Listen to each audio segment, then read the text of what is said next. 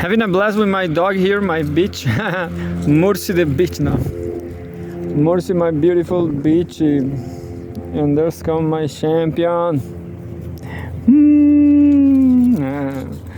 That too. Well, Tommy is over there.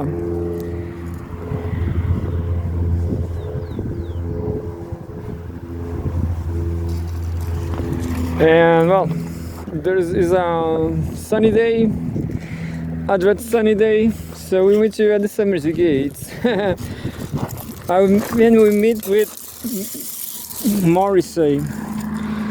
Nilu has something in his ass, look. It's not, I guess it's just a piece of shit. It's not a worm. Anyway.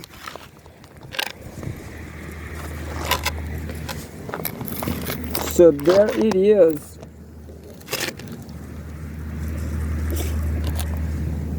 Bitter criticism. Reading first Russian news. Second CGTN. No, but this time it's been a while. So let's read some Pepe Escobar. Would you? Pepe Escobar until the night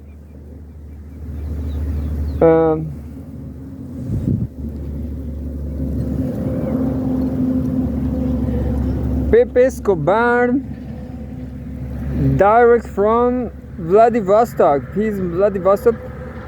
Pepe is very old now. Pepe is an old man now. And me too. All of us, we are old men now. Old men. I guess the camera is fine, is right, I guess.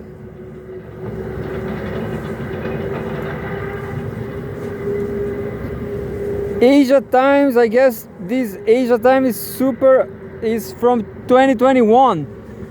Well, I'm going to read it. Anyway. Asia Times.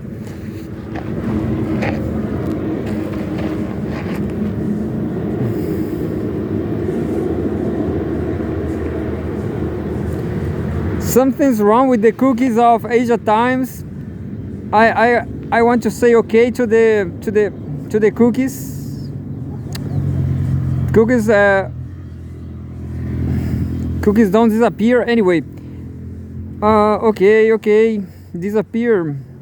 So we have a problem here.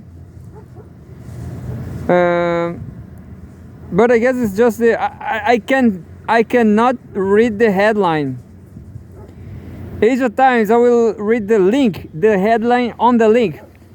9/9 September 9 and September 11 years, 20 years later. I guess that's it. 20 years later, we may never know the full contours of the whole riddle inside an enigma when it comes to 9/11 and related issues. This is by Pepe Escobar, September 9, 2021. So three years ago. By Pepe Escobar.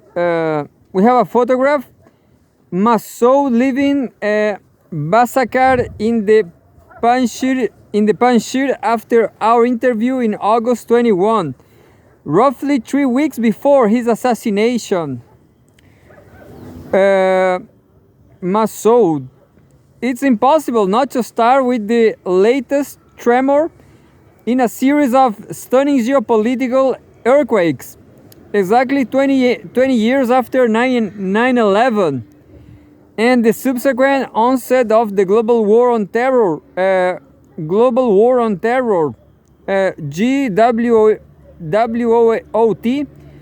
the Taliban will hold a ceremony in Kabul to celebrate their victory in that misguided forever war. 4 key exponents of Eurasia integration: China, Russia, Iran, and Pakistan as well as Turkey and Qatar, will be officially represented, witnessing the official return of the Islamic Emirate of Afghanistan. As blowbacks go, this one is nothing short of intergalactic.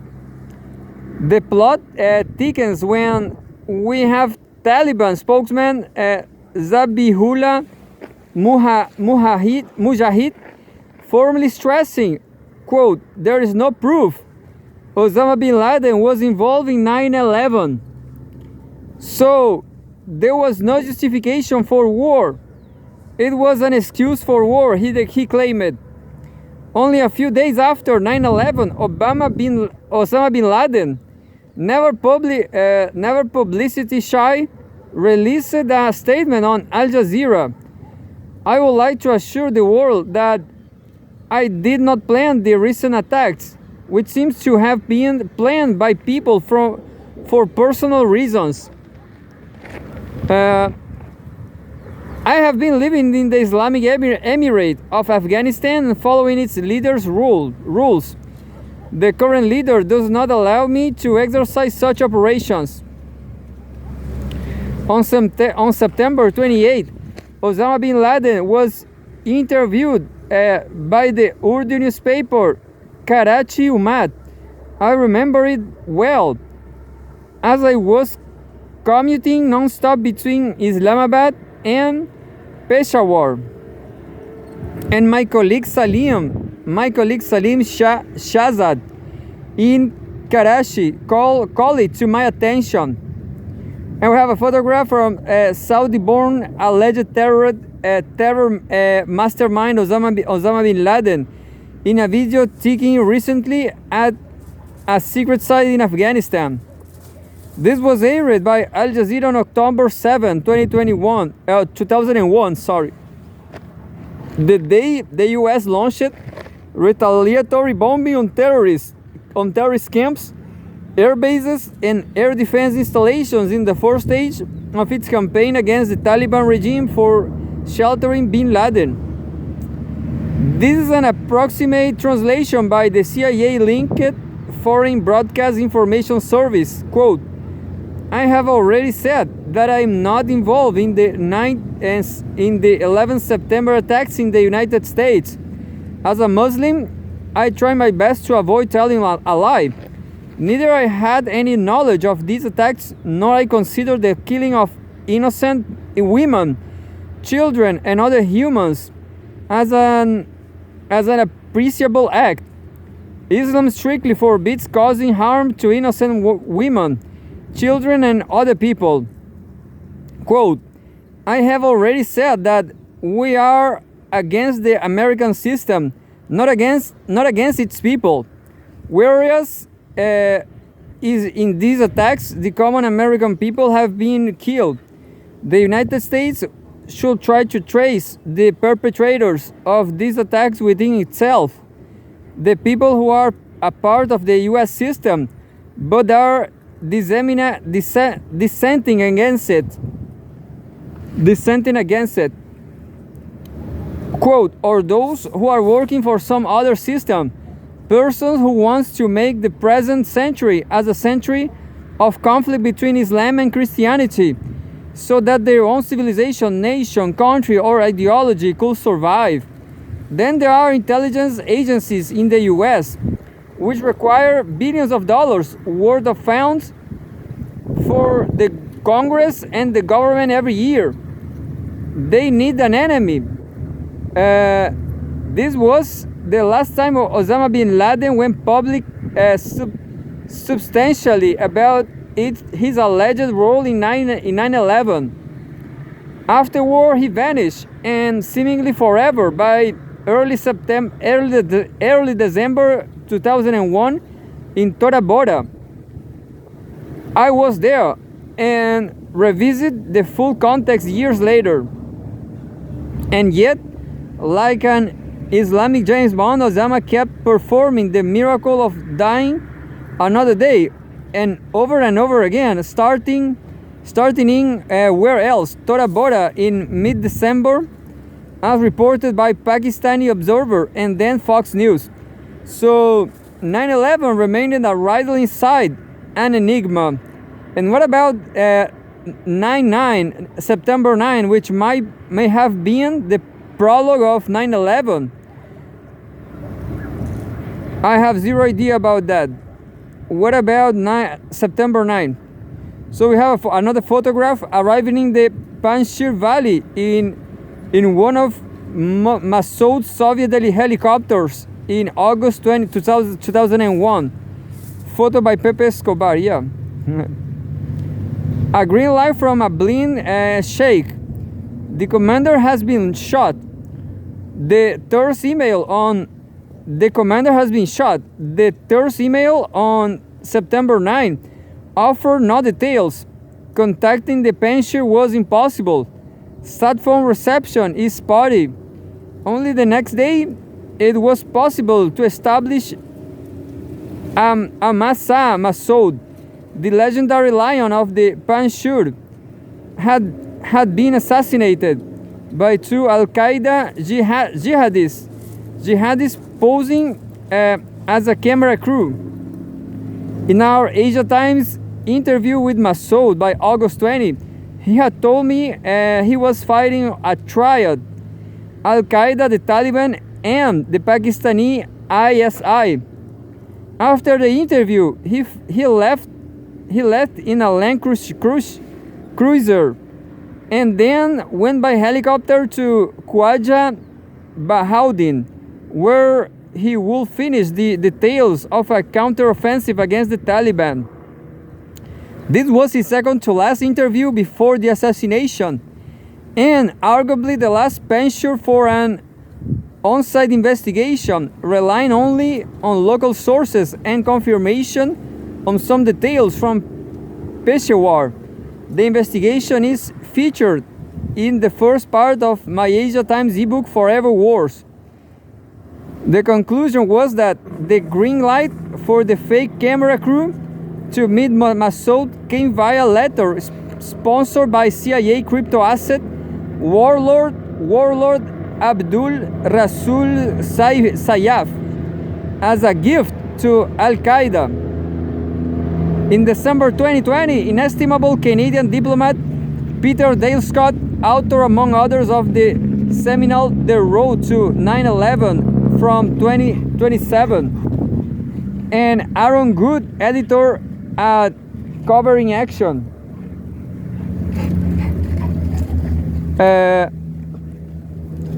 editor at Covered Action magazine, published a remarkable investigation about the killing of Massoud, following a different trail and relying mostly on American sources.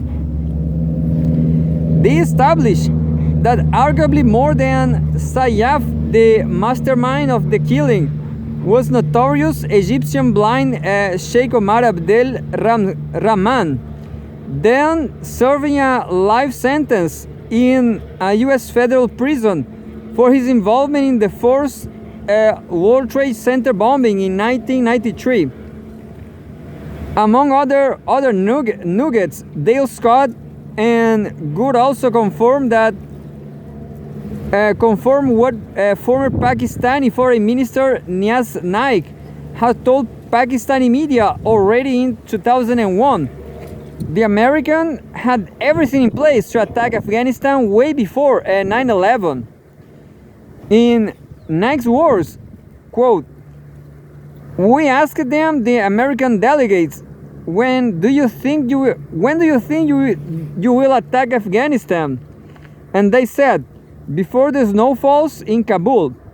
That means September, October, something like that. As many of us established over the years after 9/11, everything was about the US imposing itself as the undisputed ruler of the new great game in Central Asia." Peter Dale Scott now notes, quote, "The two US invasions of Afghanistan in 2001 and Iraq in 2003 were both grounded in pretexts that were doubtful to begin with and more discredited as years go by." Quote, underlying both wars was America's perceived need to control the fossil fuel economic system that was the underpinning for U.S. petrodollar. And we have another photograph. The seized Taliban founder Mullah Mohammed Omar in file photo. Masoud versus Mullah Omar. Mullah Omar did welcome Jihad Inc. to Afghanistan in the late 1990s. Not only the Al-Qaeda Arabs, but also Uzbeks, Chechens, Indonesians, Yemenis.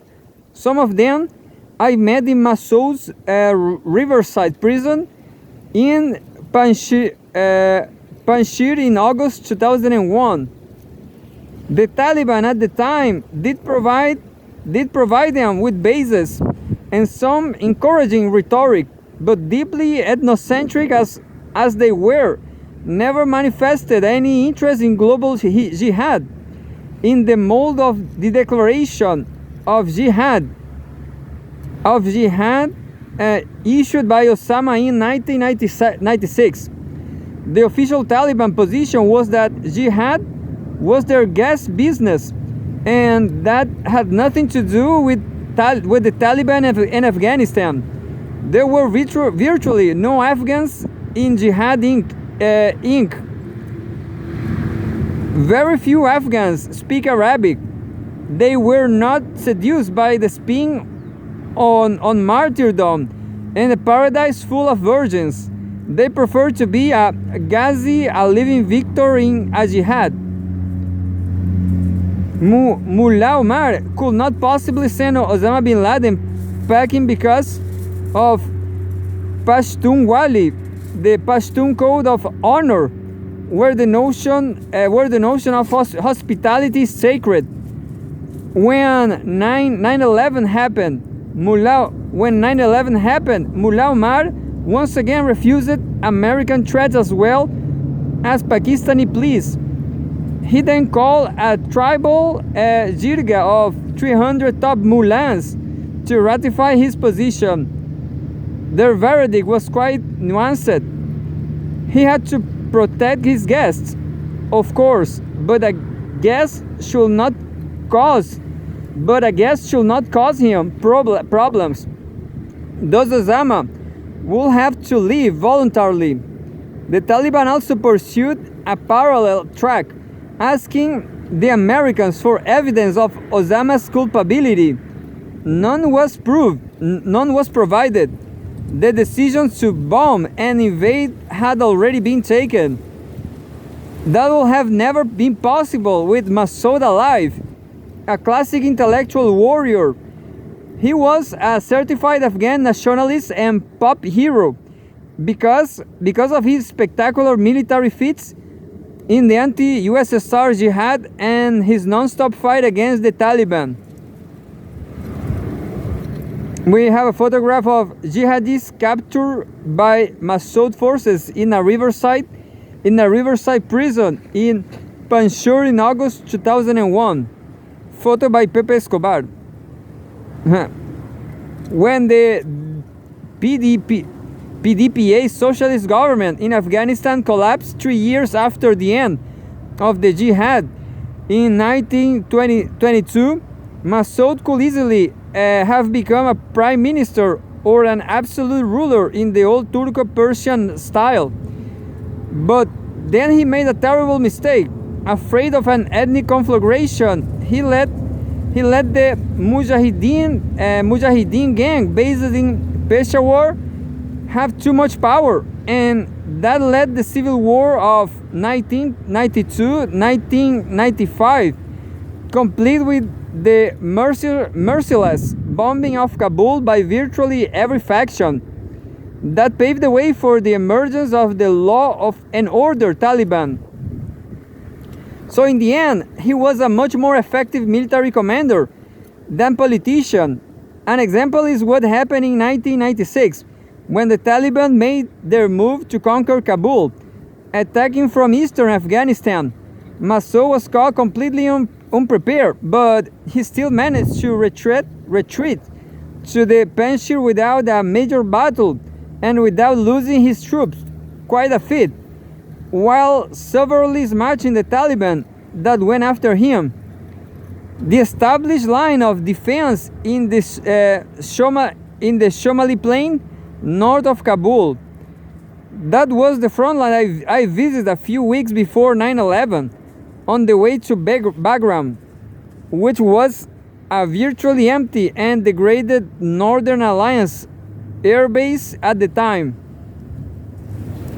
All of the above is a sorry contrast to the role of Massoud Jr., who's in theory the leader of the resistance against Taliban 2.0 in the Panjshir, now completely smashed. Massoud Jr. has here zero experience either as a military commander or politician, and although praised him in Paris by President Macron or publishing an op-ed in Western mainstream media, made the terrible mistake to being led by CIA asset Amrullah Saleh, who was the former head of the National Directorate of Security (NDS), supervised the de facto Afghan death squads. Massoud Jr. could have easily carved a role for himself in a Taliban 2.0 government, but he blew it, refusing serious negotiations with a delegation of 40 Islamic clerics sent to the Panjshir, and demanding at least 30% of posts in the government. In the end, Saleh fled by helicopter. He may be now in Tashkent, and Massoud Jr., as it stands, is holed up somewhere in the northern Panjshir. And we have another photograph in the file photo taken on September 11, 2001. A high-jet commercial aircraft approaches the twin towers of the World Trade Center shortly before crashing into the landmark skyscraper in New York. The 9/11 propaganda machine is about to reach fever pitch this Saturday, now profiting from the narrative twists of the terrorist Taliban back in power. Something perfect to snuff out the utter humiliation of the empire of chaos. The deep state is going no holes barred to protect the official narrative, which exhibits more holes than the dark side of the moon. This is a geopolitical Ouroboros for the ages. 9/11 used to be the foundation myth of the 21st century, but not anymore.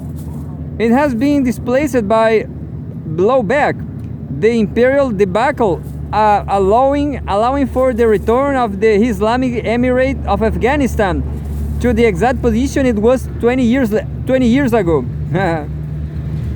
We may now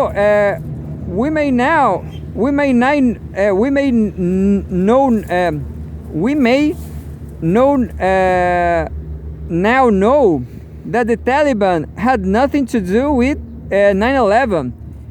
We may know now that Osama bin Laden in an Afghan cave may not have been the master perpetrator of 9/11.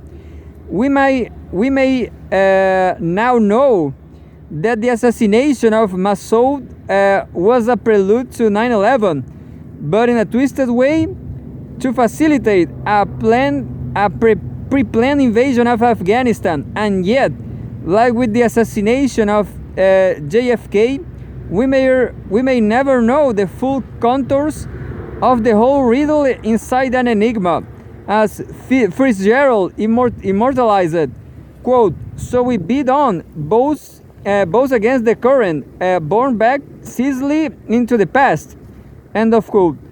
Probing like mad this philosophical and existential zero ground, never ceasing from asking the ultimate question, cui bono? And that's it. A considerable amount of words, a considerable amount of text. It was nice My boys are happy over there too.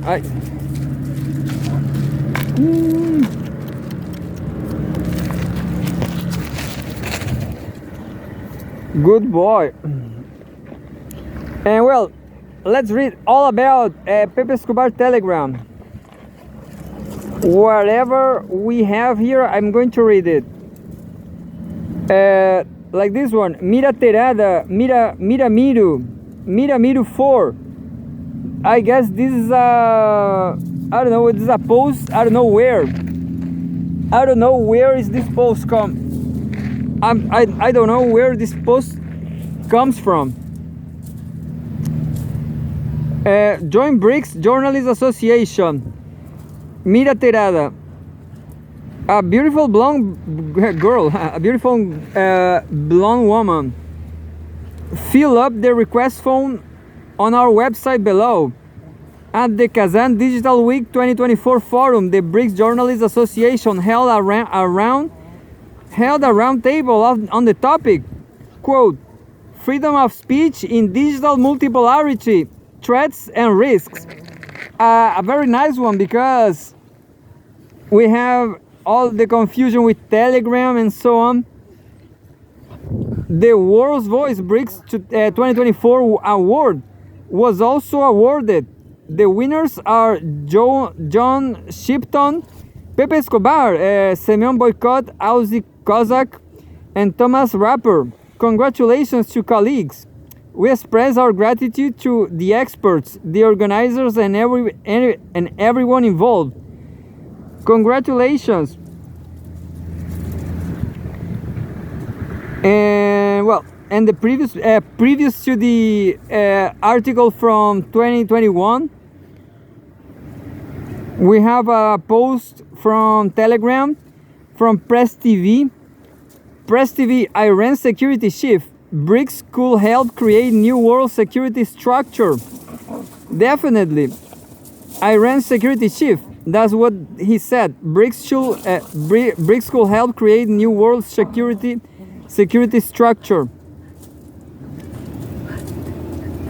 This is a whole article, yeah, I guess. This is a whole article, yeah. I'm going to do it. I'm going to read it.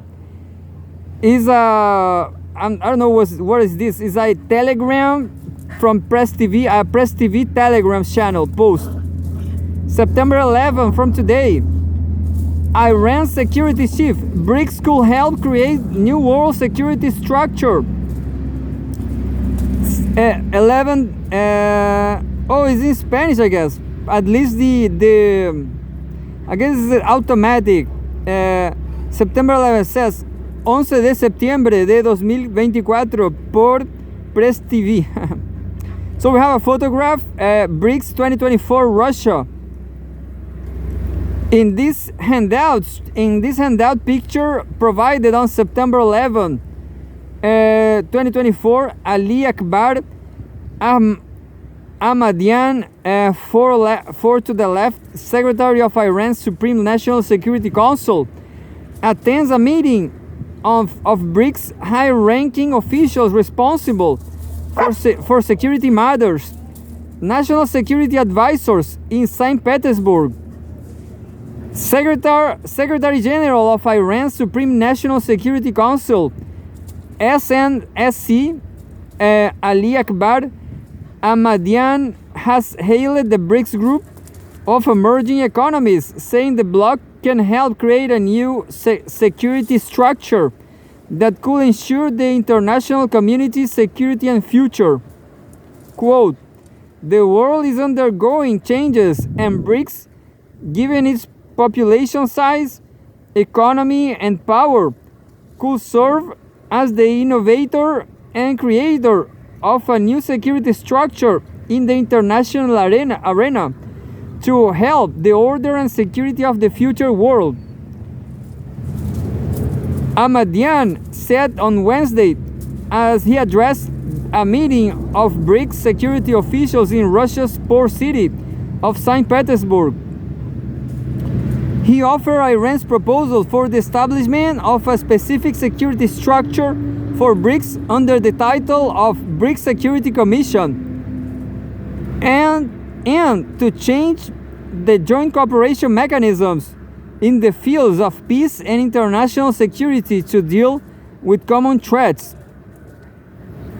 such as terrorism, fundamentalism, narcotics, misappropriation of emerging technologies such as artificial intelligence, maritime insecurity, human trafficking, unauthorized biological activities, as well as threats in cyberspace. The SNSC chief also highlighted that BRICS member states, in parallel with economic cooperation, could be the founders of a new world security system in order to overcome the weaknesses of the existing security system. Ahmadiyyan left Tehran for St. Petersburg on Tuesday morning at the invitation of his Russian counterpart.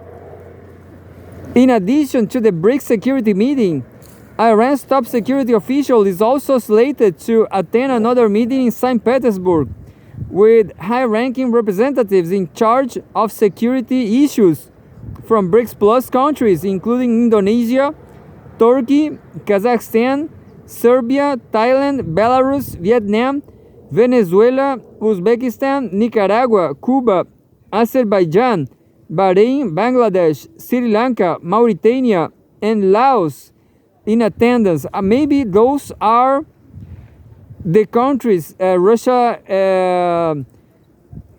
Russia sent an invitation to the naval exercise.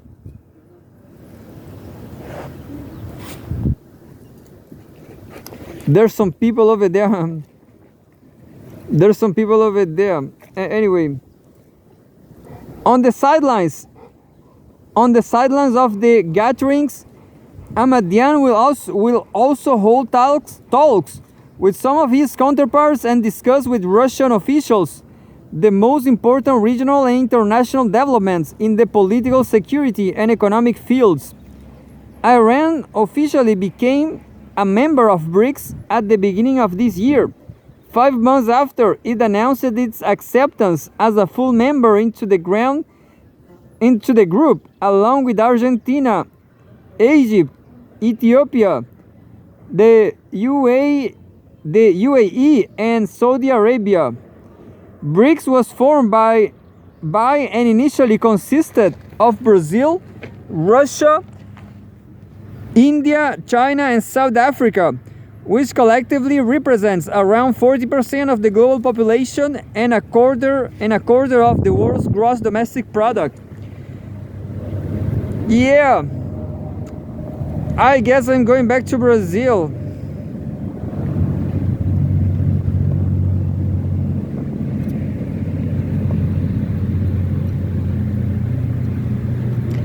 I guess this is the last one. Geopolitical.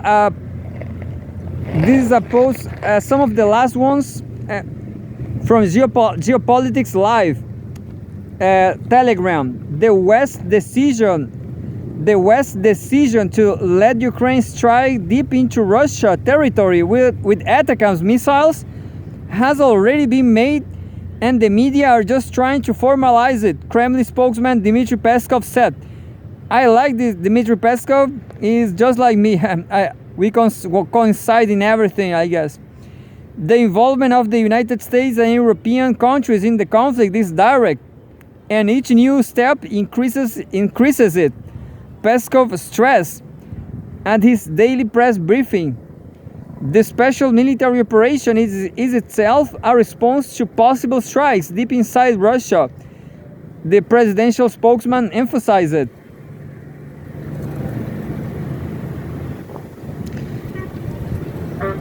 And we have an article from The Cradle. Aquí, Tommy, quieto. I'm just going to check out the time. Yeah, I have time for an article from The Cradle. The Cradle.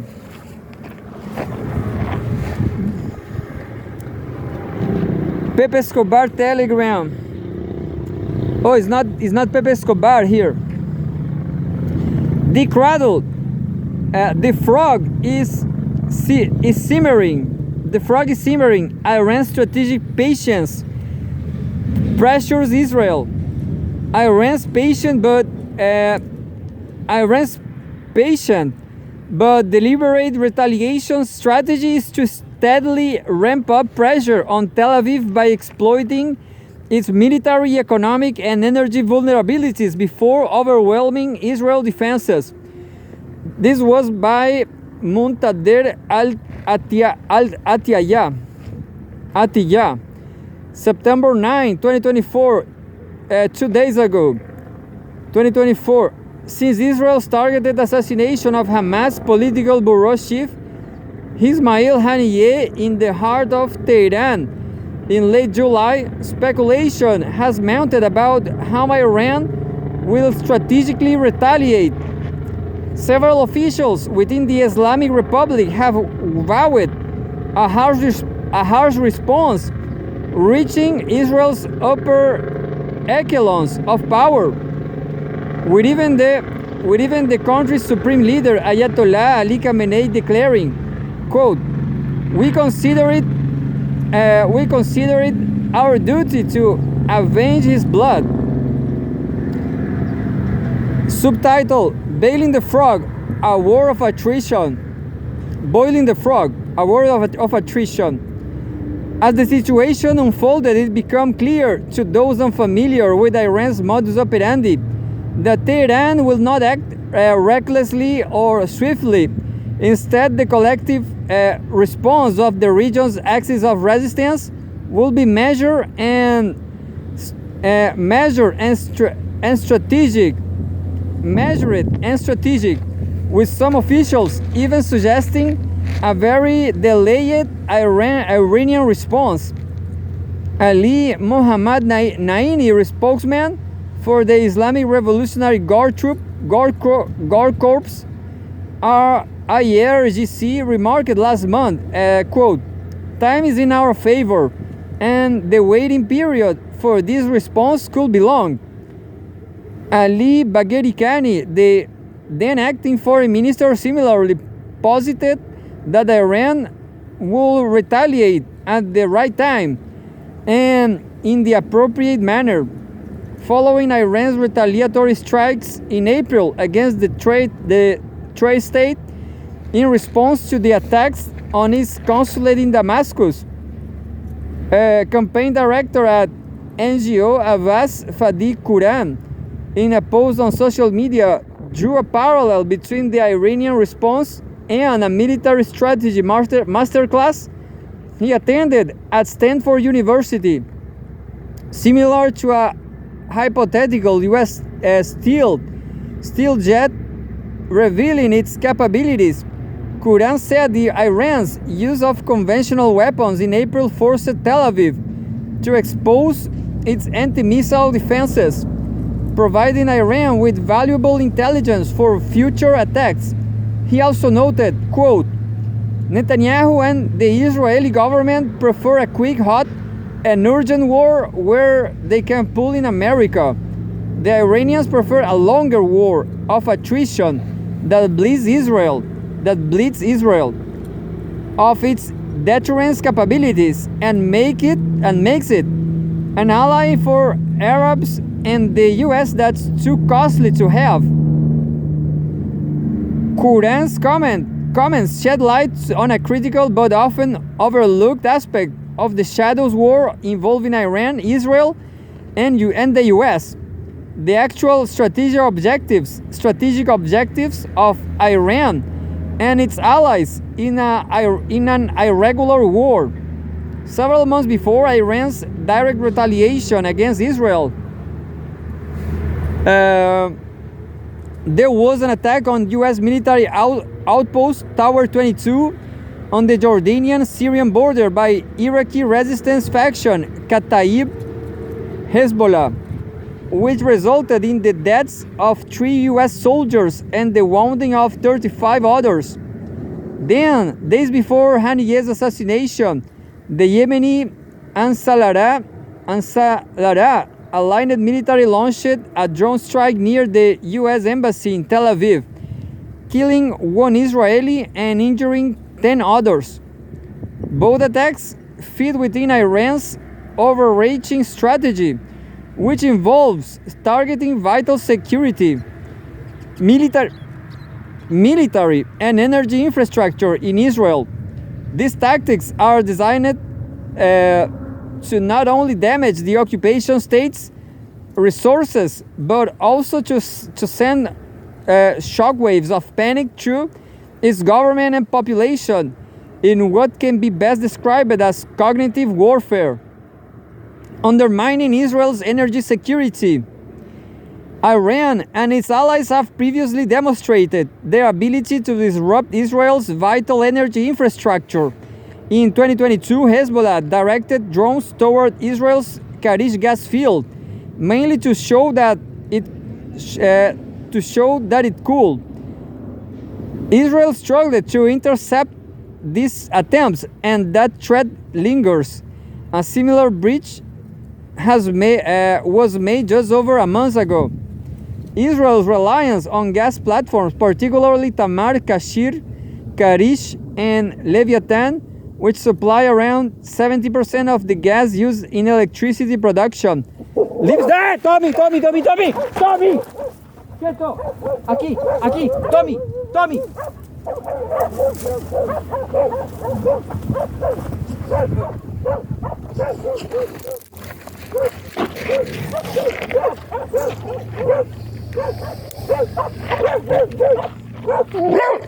Quieto, cállate.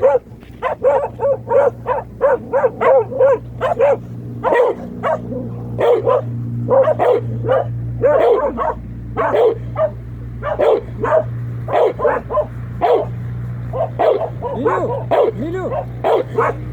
Hey!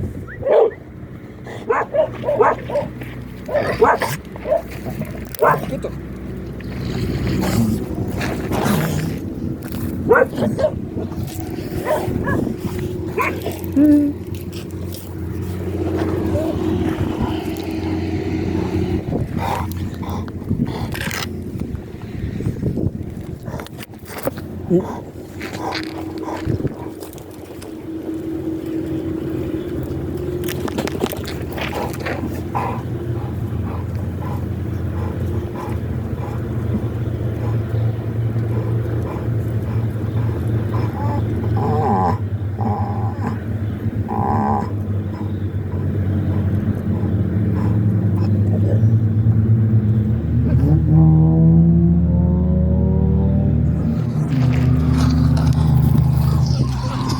Anyways, yoga time now. I'm going to show you the worst news channel in Chile, but this the only thing we have. Maybe Daniel Jadue is showing up today.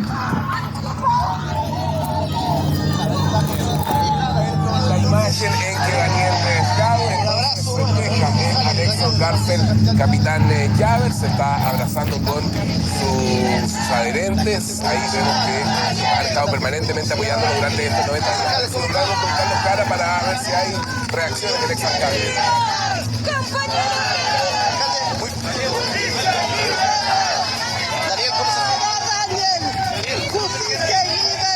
Muchachos, no voy a dar declaraciones. ¡Justicia y libertad! ¡Para Daniel! ¡Justicia y libertad! ¡Claro,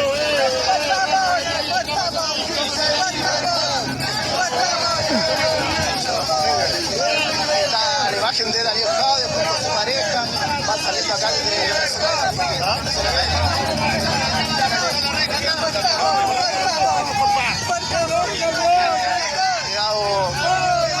algo caótico la salida de Daniel Jadue, va junto a su pareja, su abogado también presente, los militantes que están en este lugar, que han venido a manifestarse.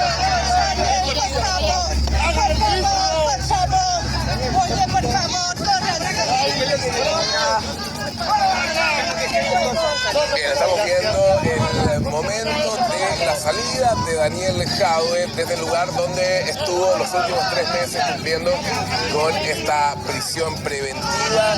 Recordemos que el exalcalde de Recoleta está siendo imputado por los delitos de administración desleal, estafa, cohecho y fraude al fisco. Todo esto en el marco del caso Farmacias Populares. Ha dicho que no va a hacer declaraciones, pidió respeto, estaba siendo esperado por su pareja, con quien se dio un fuerte abrazo, y su abogado Juan Carlos Manrique, con quien conversábamos hace algunos minutos. Volvamos a revisar el ambiente de la salida. So that's it. Well, let me tell you, right here in Chile, despite dog violence, this is not the only news. The really bad news from Chile, it is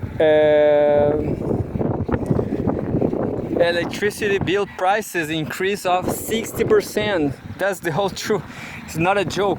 60%. This is terrible. This is unbearable.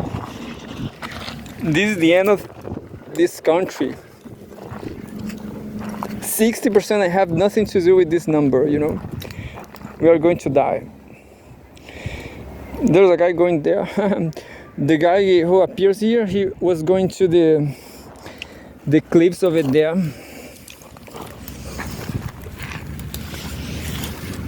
And well, and that's it. We have a huge problem here. A huge problem with the electricity bills.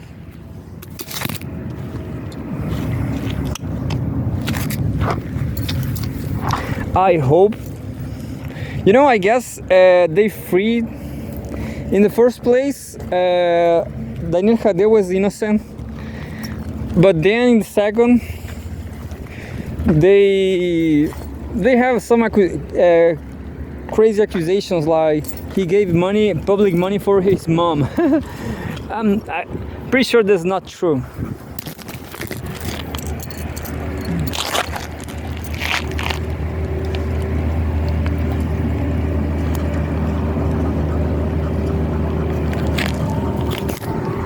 And then I guess they freed him on for this very date, for this very week, because of 9/11 in Chile, Chilean 9/11. Just to say, I don't know, just to maybe, yeah, it's just like in Brazil with Lula. Brazil status quo uses Lula to enchant people, for people to be quiet, to control people, the masses. So just like Daniel Jadwe maybe. But if Daniel Jadwe supports Boric, that's it. I will not support Jadwe neither. I hate Boric.